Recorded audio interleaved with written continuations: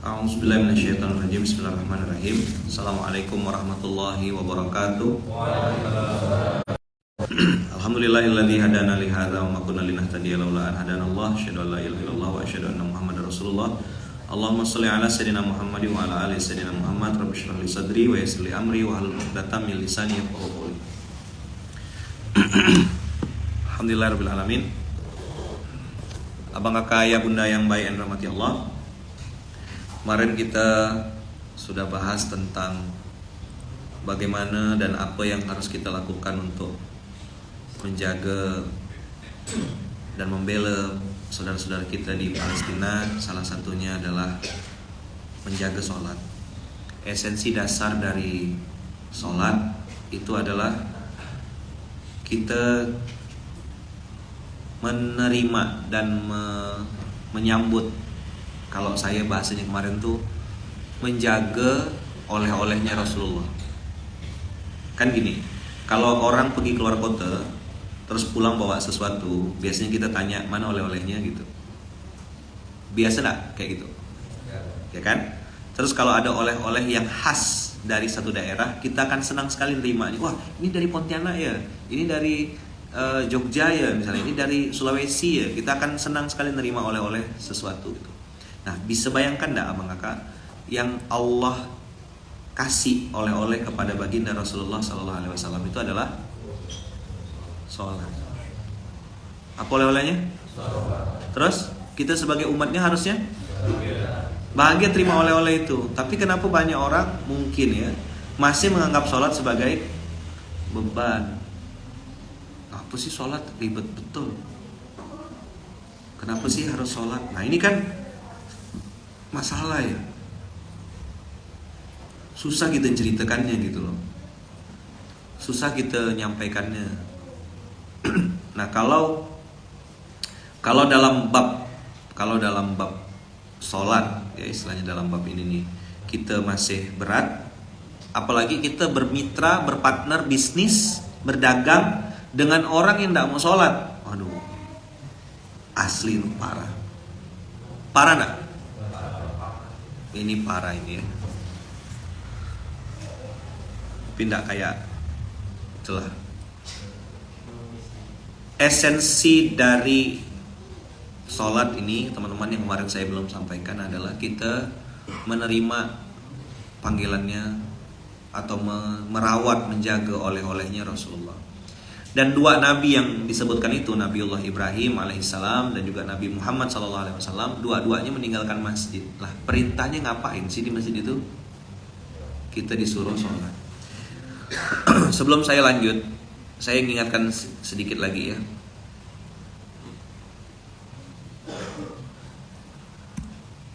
Saya balikkan dulu ke statement awal. Innani anallah. Coba diulang. Allah memperkenalkan dirinya dengan nama Allah. Jadi kalau antum ditanya, dari mana kita bisa bilang Allah itu Tuhan kalian? Dan dari mana kita nyebut, kenapa namanya itu Allah gitu? Kenapa tidak disebut yang lain? Dari mana kita nyebutkan Tuhan kalian itu Allah? Loh, kita akan jawab dari Allah sendiri gitu. Gini cara flow jawabnya ya. Quran ini adalah kalamullah. Coba bilang. Ini adalah kalamullah. Kalamullah berarti ucapan Allah, statementnya Allah. Nah, kalau kalamullah berarti yang ngomong siapa? Allah langsung. Kalau ditanya, dari mana kalian dapat itu? Dalilnya dari mana? Bilang, saya dapat dalilnya dari Quran. Kalau dari Quran berarti yang ngomong, yang menyampaikan, yang berfirman adalah Allah Subhanahu wa taala. Maka statement kalimat Allah itu datang dari Dia sendiri. Sampai sini bisa pahami enggak? Ada orang yang mengklaim dia itu namanya misalnya dia tuh wali misalnya gitu. Itu siapa yang ngasih statement, dia sendiri atau orang yang ngasih penilaian? Ini kan masih bisa diperdebatkan. Tapi kalau Allah Rabbul Alamin, kita sudah sepakati ini mungkin benar atau pasti benar? Sudah pasti benar. Ini kalamullah kan? Firman-Nya Allah kan ini Quran.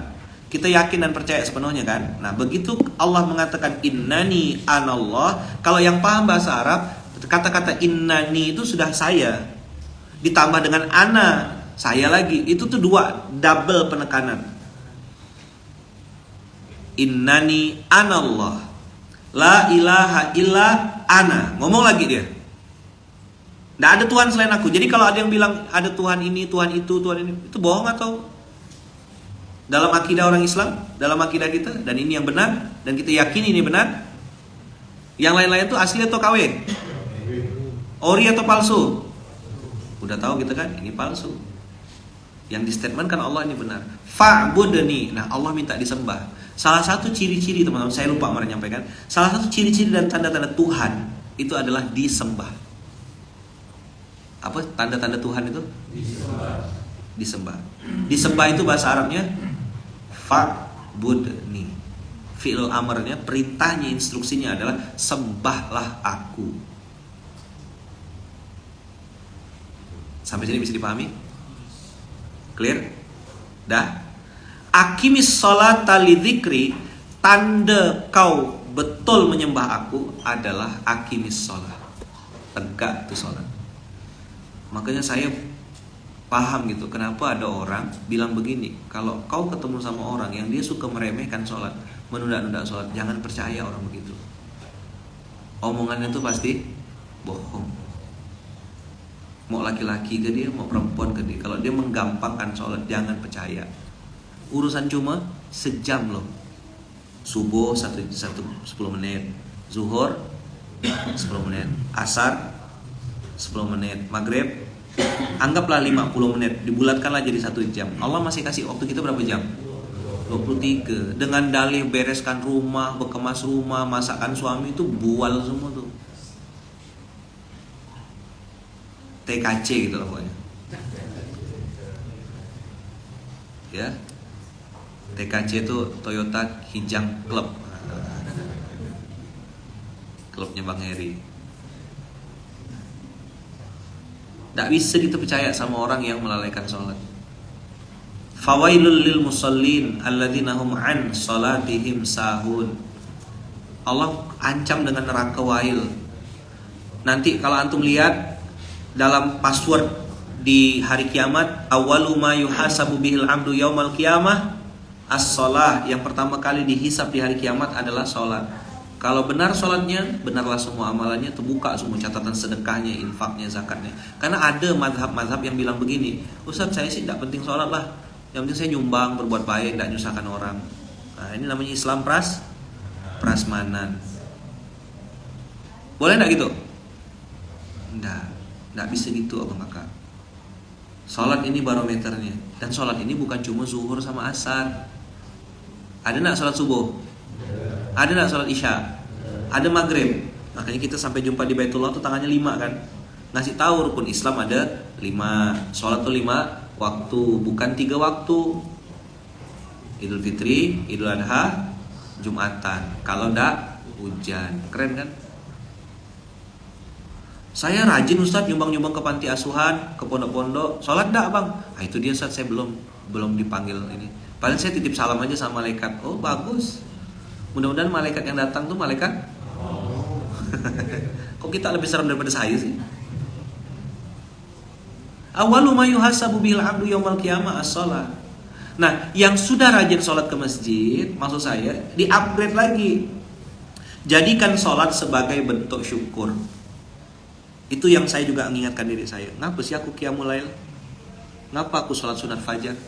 Kenapa aku sholat duha? Kenapa aku harus sholat safar misalnya, kalau mau jalan tuh safar, sholat sunat safar. Why? Kenapa? SBS sebagai bentuk syukur. Energinya beda nanti. Dah? Oke ya. Mudah-mudahan betul ya. Nah, buka Toha surat 20 ayat 132.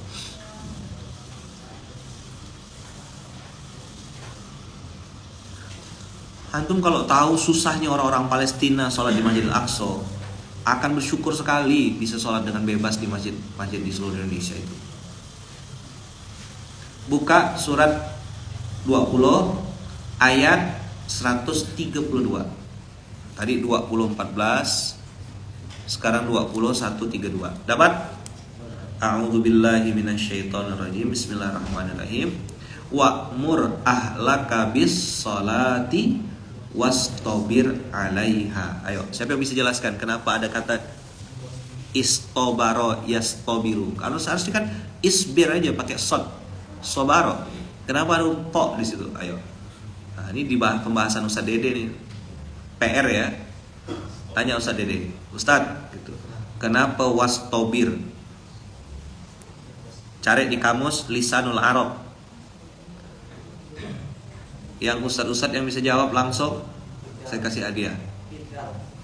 Ibdal dari Ibdal tuh apa Ustadz? Ibdal tuh adik saya Ibdal juga. Oh itu Iqbal ya. Salah ya. Ibdal.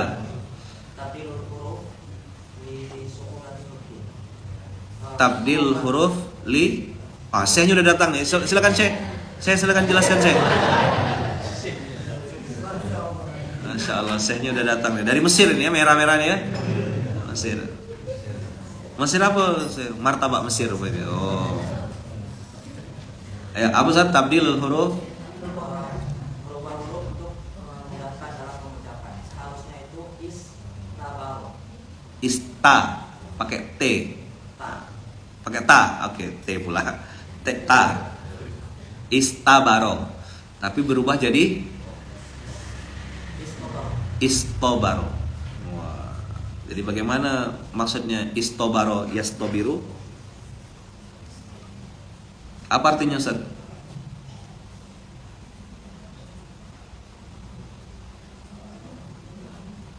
Sabar, sama seperti sabar, cuman ini sabarnya lebih kepada mudah apa? Lebih banyak sabarnya. Kata-kata istobaro itu menunjukkan tidak cukup satu kali.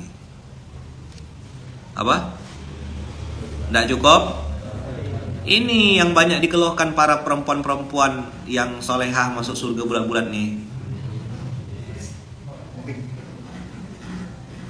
Suaminya rajin sholat, ya kan? Dibilang ke masjid ya terus. Salah. Nanti ada suaminya tak pernah ke masjid, nangis-nangis. Ustadz, gimana ya caranya nasihatin suami saya supaya bisa? Ku cabai gak mulut perempuannya. Ada loh beberapa perempuan suami-suami itu yang ke masjid itu hiburan bagi dia. Karena dia selamat dari terkaman omelan di rumah. Azan kata dia, alhamdulillah selamat. Karena kalau di rumah habis kena terkam. Wa'mur ahlaka bis shalah. Semuanya baca. Wa'mur ahlaka bis shalah. Ayo ikut.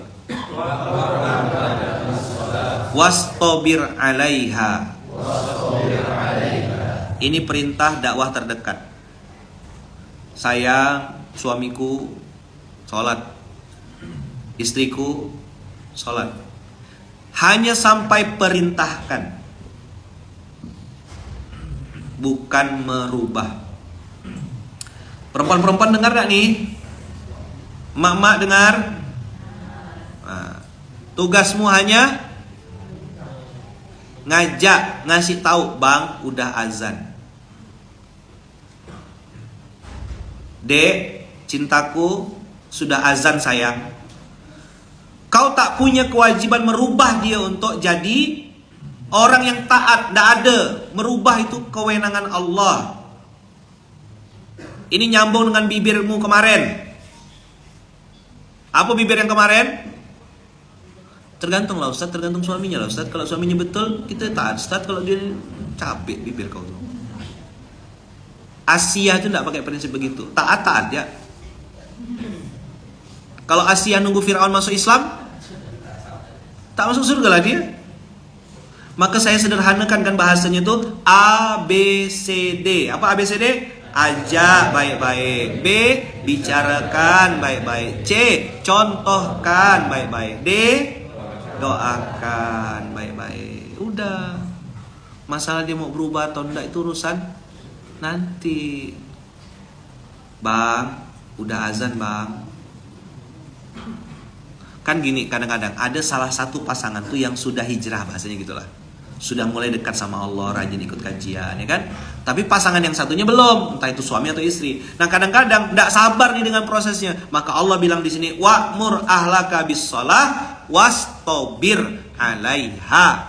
Alaiha itu dua arti kalau saya mentadaburinya. Isbir, sabarlah terhadap prosesnya, sabar juga terhadap proses menghadapi ahlaka itu.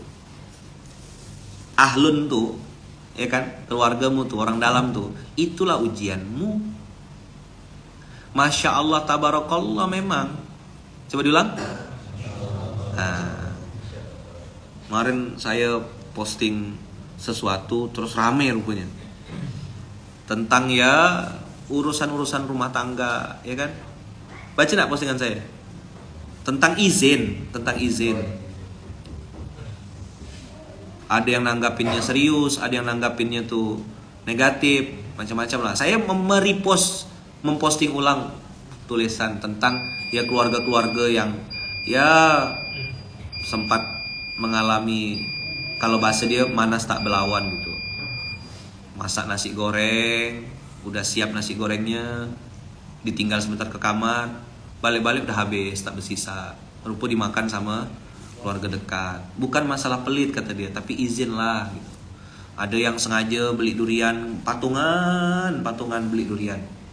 Sayang, makannya sikit-sikit gitu. Datang keponaan, buka kulkas, ngambil, makan depan TV seenaknya. Nanti begitu kita mau negor, mamaknya belok. Malah anak kecil nanti gampang kok beli lagi. Mulut. Maka saya merekomendasikan antum tinggal di rumah sendiri.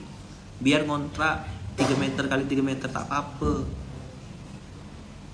Meminimalisir konflik. Antum nyuci baju, ya kan?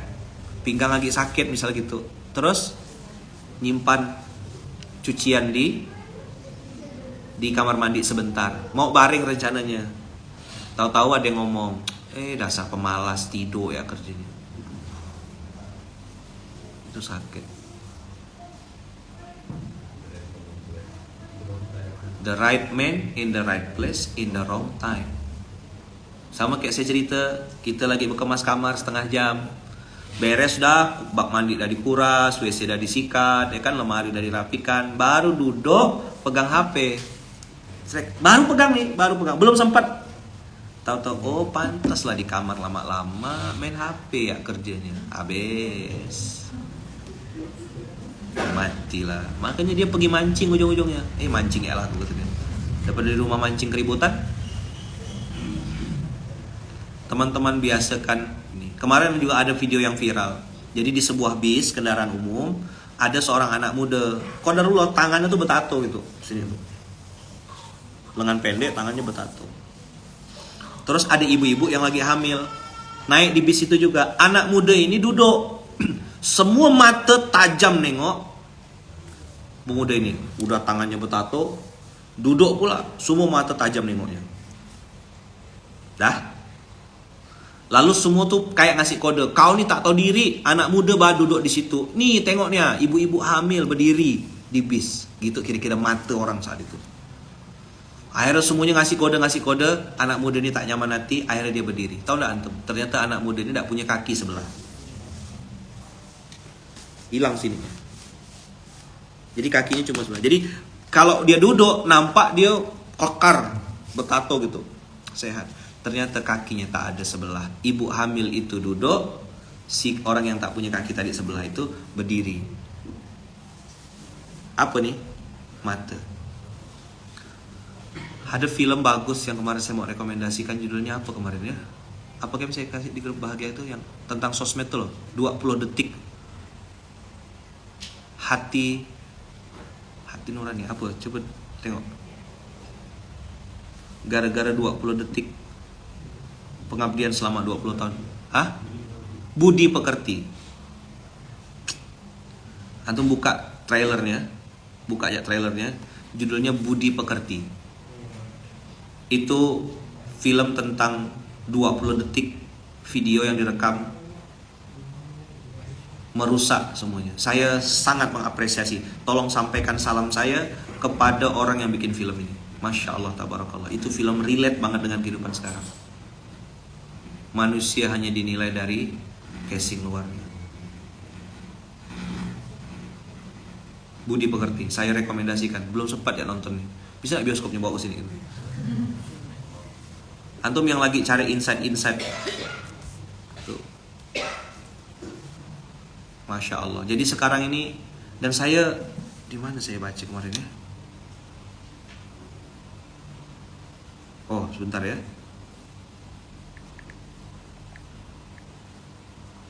Nih.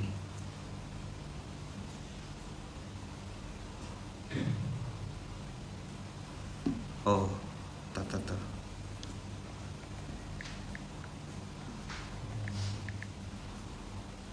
Ahmad Al-Misri.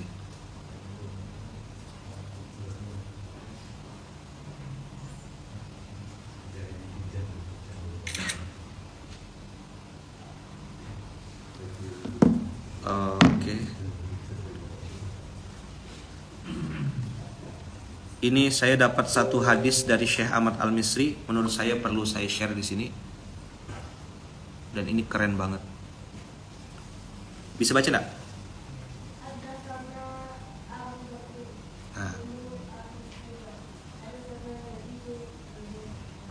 Harun.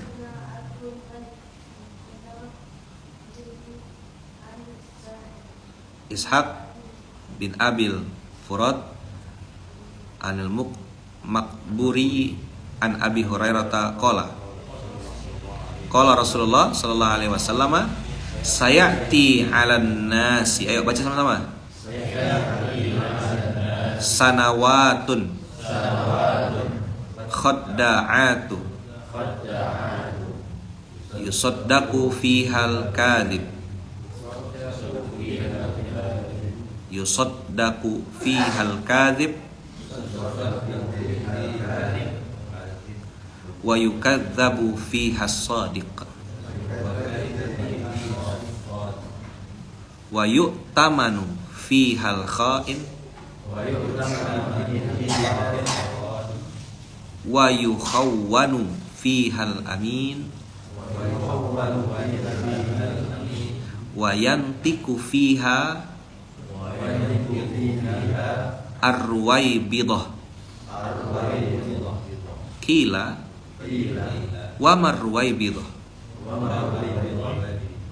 ar-rajulut tafih fi amril ammah. Paham kan? Udah bisa bahasa Arab semuanya kan? Abu Bakar bin Abi Syaibah menuturkan kepada kami, berkata Yazid bin Harun menuturkan kepada kami, dia berkata Abdul Malik bin Qudamah. Ini Syekh Ahmad Al-Misri itu kalau ngasih hadis tuh kayak gini, detail, an. Dan bukan berarti melebih-lebihkan ya. Saya melihat beliau tuh memang konsentrasi betul dengan keilmuan. Kami ajak jalan, pernah bawa beliau tuh, ajak jalan-jalan apa tuh, tidak tertarik beliau. Kasih saya waktu untuk di hotel saja katanya. Biarkan saya baca buku, baca kitab. Saya mau menghabiskan kitab ini. Kalau ada nanya apa-apa, nanyain sama Syekh Ahmad Al-Misri. Ini Masya Allah memang. Rasulullah SAW bersabda, akan datang kepada manusia sanawat. Antum lihat tuh, notes ya, sanawatun. Rasulullah tuh kalau ngomong tuh kan 1 tahun tuh masuk enggak sanawatun? Enggak. Tapi kalau 5 tahun, nah, paham enggak antum nih? Oh, tak paham nih. Masih loading nih. 1 tahun itu enggak masuk hadis ini. Tapi kalau 5 tahun, ngapa pula 5 tahun bang? Emang ada apa bang 5 tahun bang? Ya, 5 tahun tuh habis 45 gitu loh. Paham ya? Paham gak nih? Mudah-mudahan itu paham lah. Sanawat khadda'atu yusaddaqu fihal kadhib. Statement ini. Akan datang masa-masa tahun yang penuh, tahun-tahun sanawat yang penuh dengan tipuan. Ketika itu pendusta dibenarkan, sedangkan orang jujur didustakan. Yang tidak kompeten dijadikan narasumber. Paham tidak kita ini lagi viral nih? Tidak tahu tuh, tidak connect tuh. Apa tuh bang? Apa? Ngerti tak yang lagi viral nih? Ya kan? Ngomong tentang Palestina tapi dia sendiri nggak pernah ke sana.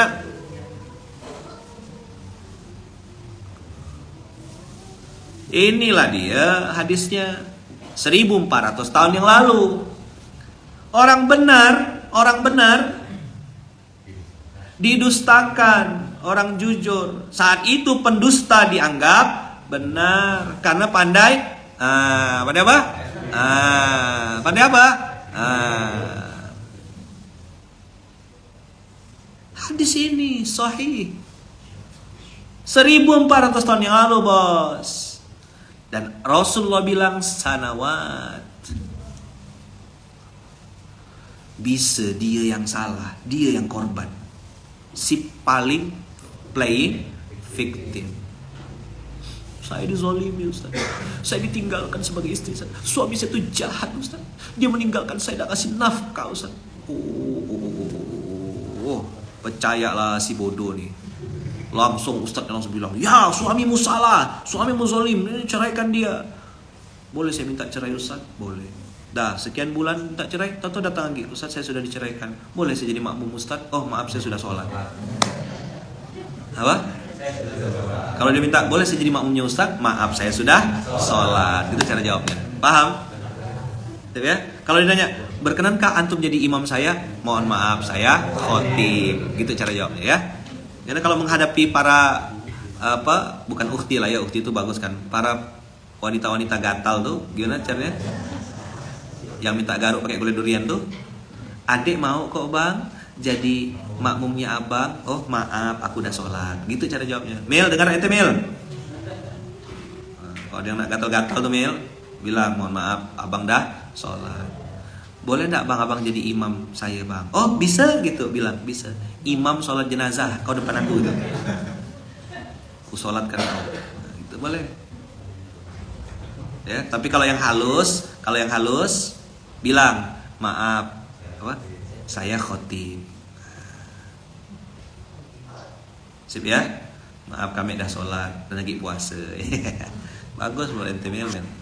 Dah, ayo akan datang kepada manusia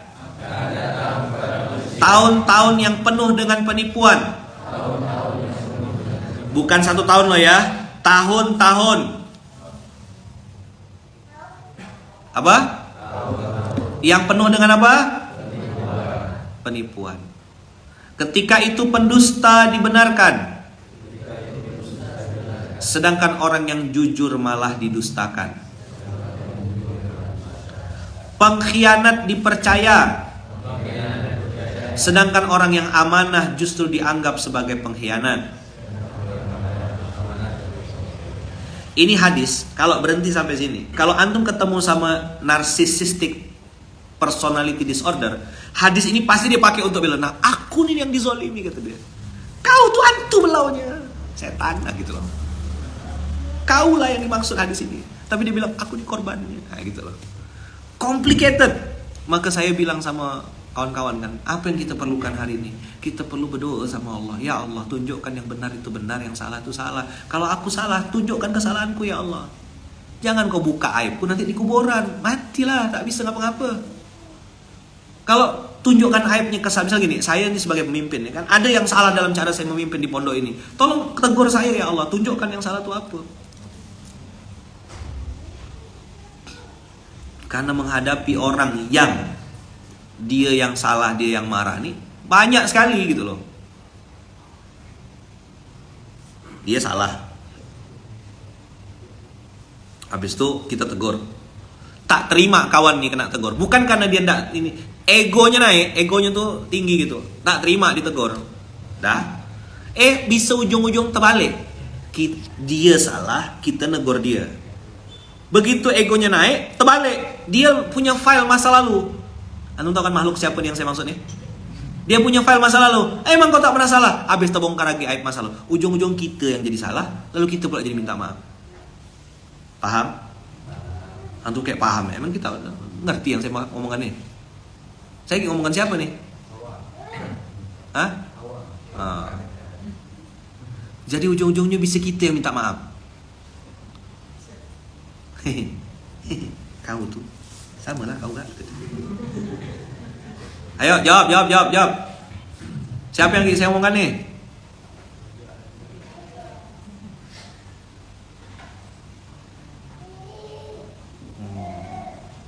Saya paling paham yang ini Kiai. Oh, ada yang diomongkan ini keturunan Yahudi. Oh, betul, bagus, sip. Emang.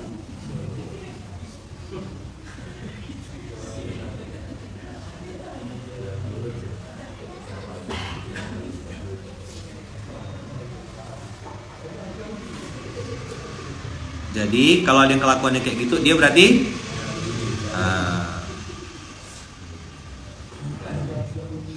masih tak ketemu tuh siapa tuh? Belum ketemu dia.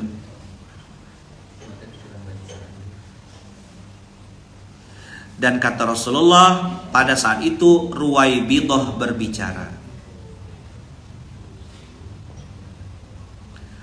Apa itu Ruwaibidah? Orang yang bodoh. Coba bilang.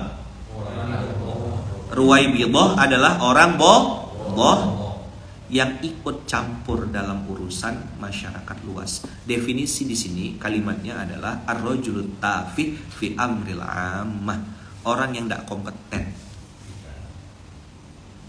Nanya bagaimana cara bikin bakso, narasumbernya tukang aduk semen.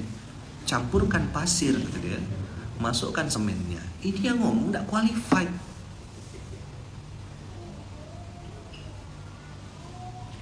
Baru belajar fa'ala yaf'ulu fa'lan wa maf'alan fa'u. Baru belajar itu suruh ngajar tafsir.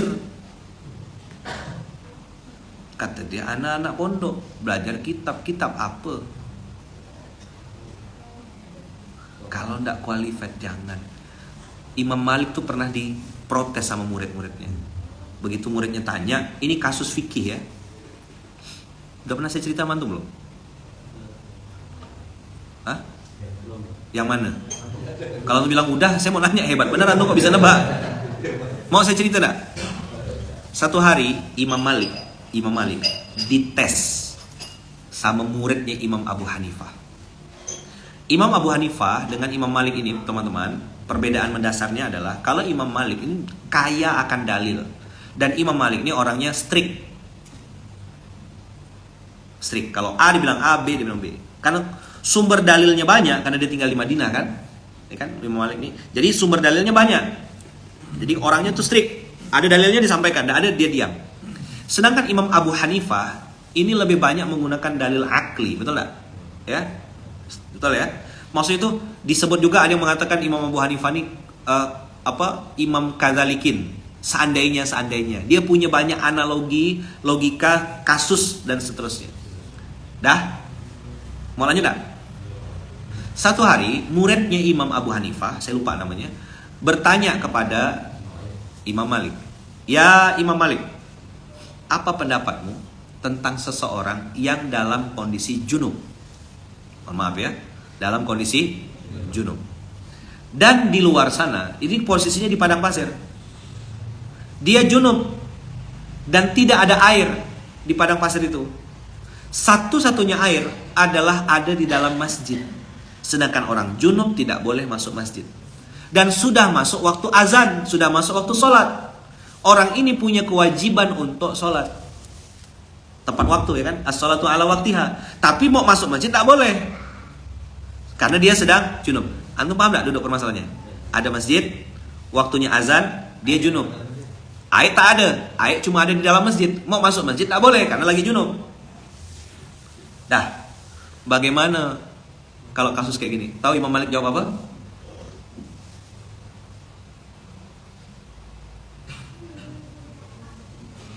Tahu? Apa kata Imam Malik? Aku tak tahu.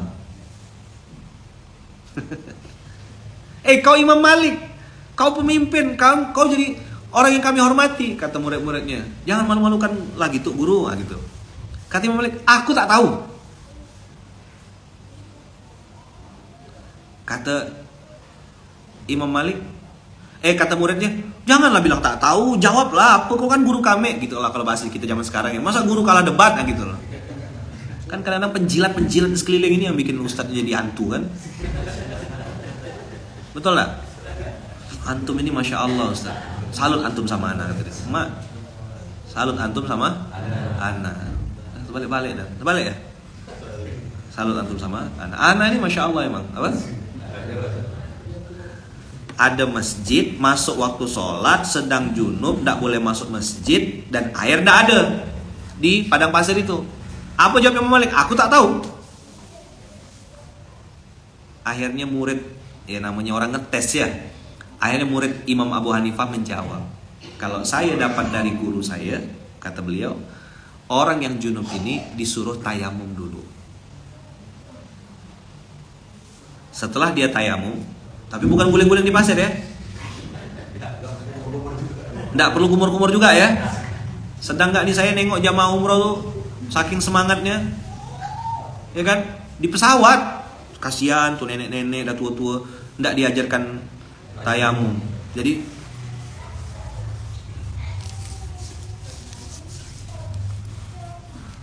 ada kepala. Ibu ngapa bu? Tayamum pak, kata dia. Nggak sekalian kumur-kumur bu. Tayamum ada kaki, ada kepala gak? Saya bilang ini Masya Allah. Akhirnya orang ini tayamum. Lalu kalau sudah tayamum, masuk masjid, mandi wajib, dan dia bisa sholat. Ditanya lagi ke Imam Malik, oh aku nggak tahu. Jadi teman-teman semua, ya kan, kalau ada hal-hal yang antum nggak ngerti, jangan ngomong. Kalau antum ragu-ragu, jangan mention. Nanti termasuk yang disebut oleh baginda Rasulullah, ada namanya ruwaibidah. Ruwaibidah ini apa? Orang bodoh yang ikut campur urusan-urusan masyarakat luas. Dia tidak ngerti ilmu itu. Diam ngapa sih? Imam Malik saja dengan sangat gentle mengatakan, aku tidak tahu. Apa susahnya? Kan ada kan antum ketemu sama orang kan, ngomong apa ya dia nyambar. Oh aku tahu tuh, kata dia. Masa nak cabai mulutnya. Apa sih susahnya kalau dalam pergaulan tuh diam, dengarkan. Antum tuh kalau diam, dengarkan, minimal dapat dua. Satu, dapat ilmu. Yang kedua, dapat mempelajari karakter orang. Ada memang orang tuh yang dominan sekali gitu. Ngomong ya terus, saya ini, kata dia. Kalau saya, ya menurut pendapat saya. Sumpal pakai kopi ya. Dah ya. Ruwaibidah. Apa ruwaibidah? Orang bodoh yang turut campur dalam urusan masyarakat luas. Orang lagi bela apa, dia ngomong ke mana? Ustaz lagi ngomongkan siapa? Mana saya tahu, entah. Mohon izin admin, HP sudah ibu besarkan tapi suaranya masih kecil. Mungkin HP-nya perlu dibesarkan, bukan volumenya ya. Ganti jadi TV gitu. Dan apa lagi yang menyebabkan ruwaibidah ini tersebar luas? Intisyarul juhala. Kenapa intisyarul juhala? Dalam bahasa lainnya para ulama mengatakan ruwaibidah ini intisyarul juhala, tersebar luasnya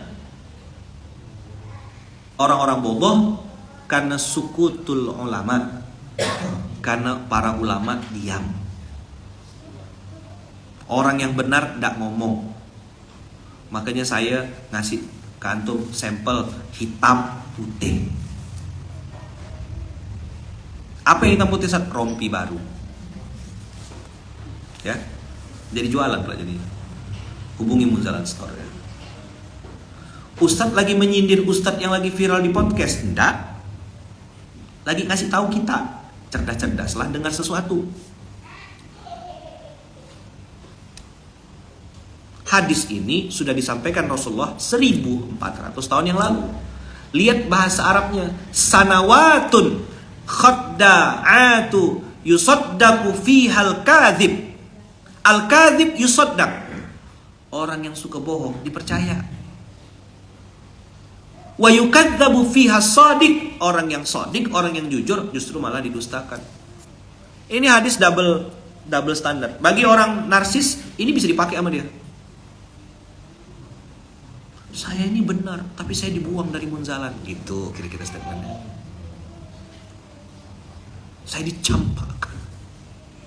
Ustadz Lukman tuh nggak gitu, Mas Luki yang jahat. Misal orang atas sih antum. Orang atas kan, saya tidur di bawah, dia tidur di atas kok.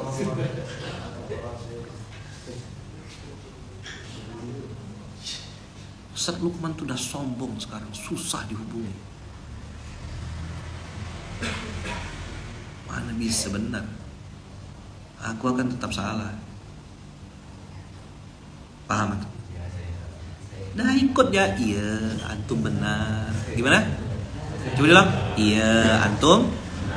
Saya minta. Arigatou gozaimasu. Dalam hati TKC kau gitu. Enggak ya, dosa ya. Dalam hati enggak usah ada apa-apa ya. Maafkan saja.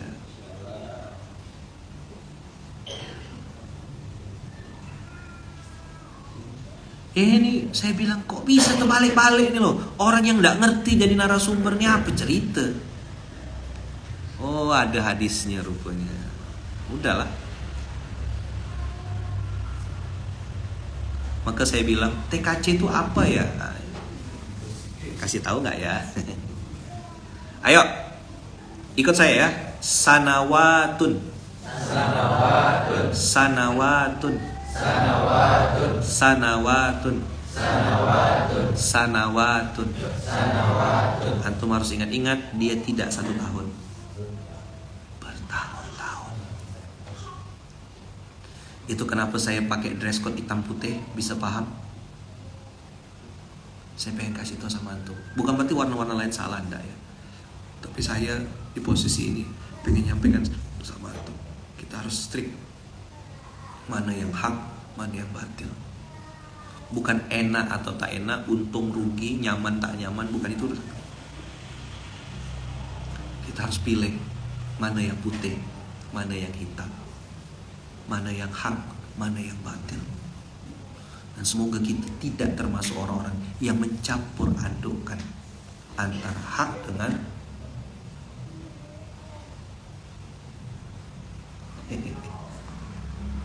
Astagfirullah, kajian ini tidak bermanfaat. Masya Allah, jazakumullah khair ya Faris dan Faiza, mudah-mudahan sehat, panjang umur, murah rezeki. Saya sangat rekomendasikan cari kajian yang jauh lebih bermanfaat ya. Di sini memang kita cuma cerita-cerita aja. Tidak ada ilmu-ilmu tinggi di sini. Ilmu-ilmu hebat tidak ada. Antum ilmunya pasti lebih hebat, lebih baik, lebih tinggi ya. Mudah-mudahan antum selalu dijaga dan dilindungi Allah, diberkahi Allah. Sanawatun. Coba diulang. Sanawatun. Sanawatun. Sanawatun. Sanawatun. Kasih garis bawah. Di note, ingat-ingat. Ada apa di dalam sanawat itu? Khadda'atu yusaddaku fihal kadhib wa yukadzabu fihas shadiq wa yu'tamanu fihal khaib. Kata-kata yu'taman bukan hanya dikasih kepercayaan. Yu'taman itu juga artinya dikasih posisi.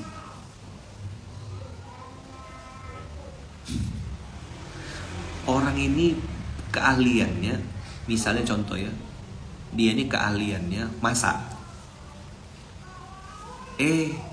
Dikasih jadi kepala proyek pembangunan.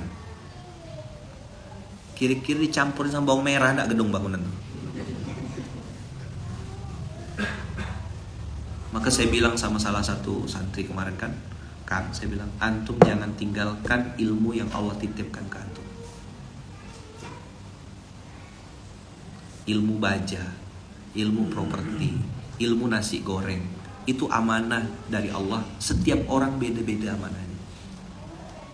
Kalau nggak ngerti nasi goreng, tanya sama ahlinya. Jangan sampai ahli baja ngomongkan nasi goreng, ahli nasi goreng ngomongkan baja, hancur lebur.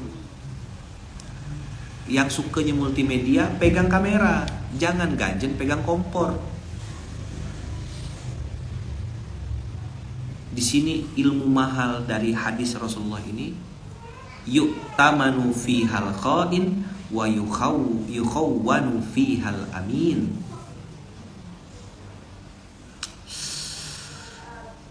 Wa yantiqu fihar ruwaibidah. Qila wa marwaibidah. Qala ar-rajulu at-tafih. Bukan pakai jahil. Nanti tanya sama Ustaz Dede, Ustaz, kenapa Rasulullah pakai istilah tafih? Kan biasanya kita tahu kalau bodoh itu jahil. Tapi kenapa ar-rajulu tafih?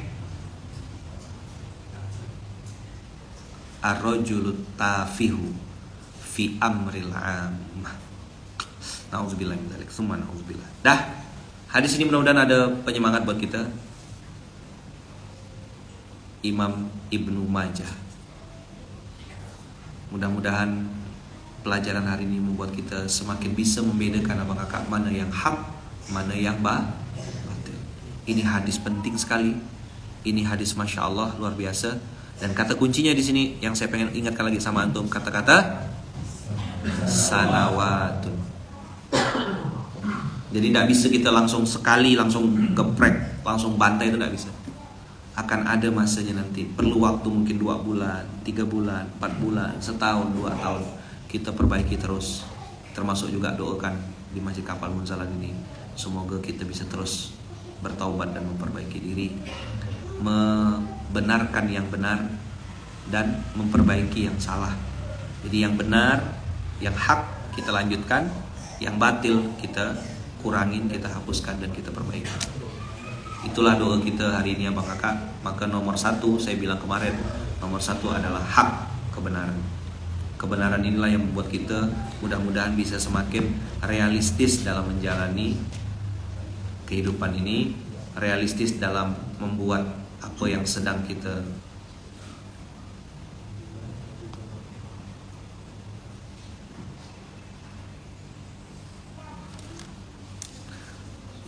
bicarakan, yang kita pelajari, yang kita lakukan, semoga semuanya adalah kebenaran, bukan pembenaran. Semoga Allah ampunkan dosa-dosa kita, Allah ampunkan kesalahan-kesalahan kita, Allah perbaiki segala macam aib dan dosa kita. Semoga kita bisa berjalan ala sabilil haqq. Ini dia doanya. Ya Allah, Allahumma hdina siratal mustaqim. Allahumma hdina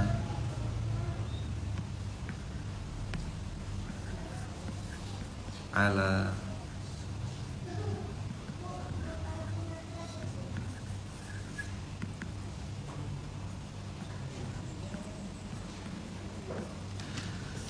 Saya juga sedang berdoa ini sekarang. Makanya memperkuat doa itu supaya istikharah makin mantap. Saya memperbanyak dress code saya itu dengan warna hitam dan putih.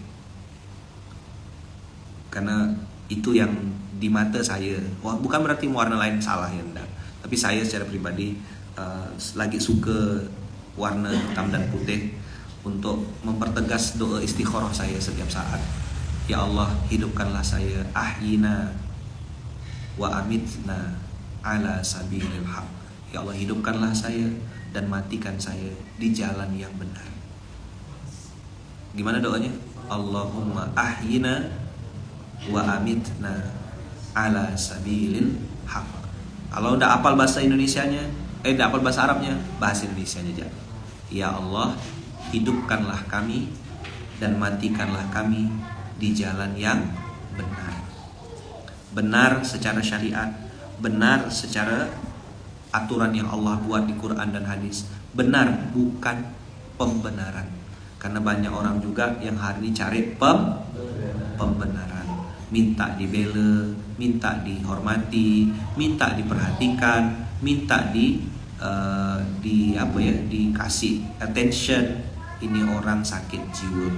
Saya udah pernah bilang kemarin kan waktu saya mau berangkat ke Jepang tuh, orang yang minta diistimewakan adalah orang sakit jiwa. Dah. Ya Allah, ya sama-sama. Ya Allah, hidupkanlah kami dan matikanlah kami di jalan yang benar. Allahumma ahyina wa amitna ala sabilil haq. Ya Allah, hidupkanlah kami, wafatkanlah kami di jalan yang benar, di jalan yang Engkau ridhoi. Al-Fatihah.